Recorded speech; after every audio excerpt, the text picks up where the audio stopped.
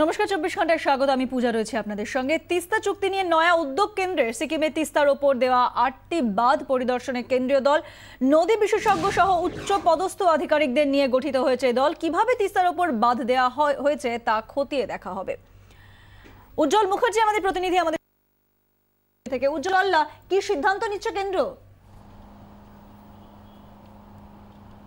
দেখো, সেটা হচ্ছে খুব ইন্টারেস্টিং একটা সিদ্ধান্ত হতে চলেছে। সেটা হচ্ছে গত 1.5 থেকে 2 বছর ধরে যখনই তিস্তা চুক্তি নতুন করে আবার হওয়ার উদ্যোগ শুরু হয়, তখন থেকেই কিন্তু মমতা বন্দ্যোপাধ্যায় একটি দাবি বারবার জানিয়ে আসছেন যে তিস্তা এই মুহূর্তে যে জল আসছে, বিশেষত জলপাইগুড়ি, কোচবিহার বা পরবর্তী জায়গায়, সেটা হচ্ছে মোট জলের মাত্র 40%, বিশেষত শুকা মরশুমে।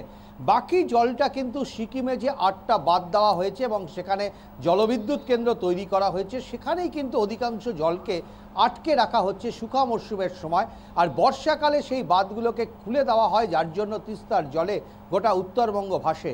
তার দাবি ছিল যে তিস্তা চুক্তি নিয়ে তার কোনো আপত্তি নেই, বাংলাদেশ বাড়তি জল পান, তাতে তার কোনো আপত্তি নেই, যে কিন্তু নদীকে যেভাবে এনক্রোচ করা হয়েছে, যেভাবে বাঁধগুলো দেওয়া হয়েছে, এই বাঁধগুলোর ব্যাপারে কেন্দ্রীয় সরকার উদ্যোগ নিক, তিস্তাকে স্বাভাবিক ছন্দে ফিরিয়ে দেওয়া হোক এবং তারপর যদি বাংলাদেশের সঙ্গে তিস্তা নিয়ে চুক্তি হয় তাকে স্বাগত জানাবেন মমতা বন্দ্যোপাধ্যায়। বারবার বলার পরও কিন্তু কেন্দ্রীয় সরকারের তরফে কোনো উদ্যোগ দেখা যায়নি। এবছরও এই গত 7 দিন আগেও যখন হাসিনা ভারত সফরে এলেন, তার ঠিক 2 দিন আগে কেন্দ্রীয় সরকারের কাছে স্বরাষ্ট্র সচিবকে পাঠিয়ে দিয়েছিলেন মমতা বন্দ্যোপাধ্যায়। গোটা পরিস্থিতি, কাগজপত্র, কতখানি জল তিস্তায় এই মুহূর্তে আসছে, শুকা মরশুমে কতটা জল পশ্চিমবঙ্গ পায়, সমস্ত হিসেব নিকেশ নিয়ে কেন্দ্রীয় সরকারের উচ্চ পর্যায়ের যে কমিটি যারা আছেন বা যারা সচিব আছেন, তাদের কাছে সেই কাগজ তারা জমা দিয়েছিলেন। এবং মমতা বন্দ্যোপাধ্যায়ের দাবি কিন্তু খুব স্পষ্ট যে যতক্ষণ পর্যন্ত না তিস্তাকে স্বাভাবিক ছন্দে ফেরানো হচ্ছে, ততদিন পর্যন্ত তিনি তিস্তা চুক্তিতে স্বাক্ষর করতে পারবেন না। হাসিনা তিনি আজকে বাংলাদেশে ফিরে গেছেন, তিনি সাংবাদিক সম্মেলন করবেন। তিনি দুহাত ভরে একাধিক চুক্তি হলেও তিস্তার ব্যাপারে তিনি সম্মতি আদায় করে নিয়ে যেতে পারেননি। প্রধানমন্ত্রী সেই বিষয়ে আশ্বস্ত করলেও প্রধানমন্ত্রী খুব ভালো করে জানেন যে মমতা বন্দ্যোপাধ্যায়কে এইভাবে কিন্তু রাজি করানো যাবে না, কারণ তিনি কিন্তু তার সিদ্ধান্তে অনড়। কারণ যেভাবে তুমিও বললে যে আজ নজর থাকবে ঢাকার দিকে, ভারত সফর শেষে দেশে ফিরে প্রথমবার মুখ খুলবেন শেখ হাসিনা। নরেন্দ্র মোদী আশ্বাস দিয়েছেন, তবু তিস্তা নিয়ে এবারও হতাশ হয়ে তিনি দেশে ফিরেছেন। আর মমতা বন্দ্যোপাধ্যায় দেওয়া তোষার জলের প্রস্তাব খারিজ করে দিয়েছে বাংলাদেশ। ইতিমধ্যে আমরা দেখেছি সেরকম বক্তব্য পাওয়া গেছে, সেখানকার তথ্যমন্ত্রী সেই বক্তব্য তুলে ধরেছেন। এই অবস্থায় হাসিনা কি বলতে পারেন, তার দিকে নজর থাকবে ভারতের। আমি আবার চলে যাব উজ্জ্বলের কাছে। উজ্জ্বল, কি মনে হয় হাসিনা যেভাবে হাসিনা এখান থেকে ফিরেছেন, যে প্রতিশ্রুতি তিনি পেয়েছেন, অন্যদিকে তিস্তা নিয়ে কোনো প্রতিশ্রুতি তিনি পাননি, সেখানে হাসিনা কি বলতে পারেন? একেবারেই তাই, তিনি তিস্তা নিয়ে তার হতাশার কথা বলবেন। তিস্তা হলো না, সেই ব্যাপারে তিস্তা নিয়ে এখনও চূড়ান্ত সম্মতি আদায় করতে পারলেন না, সেই হতাশার কথা বলবেন।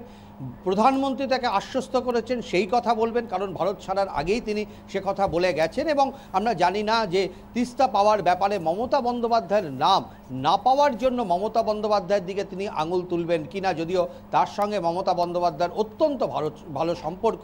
তবে হাসিনা বাংলাদেশে দাঁড়িয়ে যাই বলুন না কেন, অবশ্যই সেটা গুরুত্বপূর্ণ, কিন্তু তার থেকেও গুরুত্বপূর্ণ কেন্দ্রীয় সরকার কিন্তু এখন অনুধাবন করতে পেরেছে যে এইভাবে কিন্তু তিস্তার জল বা মমতা বন্দ্যোপাধ্যায়কে রাজি করাতে পারবেন না।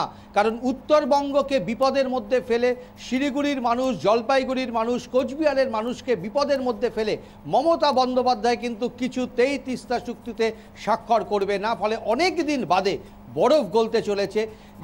যে ফাইল, মানে লাল ফাইলের যে ফিতে এতদিন পর্যন্ত আটকে ছিল, আমরা জানতে পেরেছি একটি উচ্চ পর্যায়ের কমিটি গঠন করা হচ্ছে, যেখানে নদী বিশেষজ্ঞরা থাকবেন।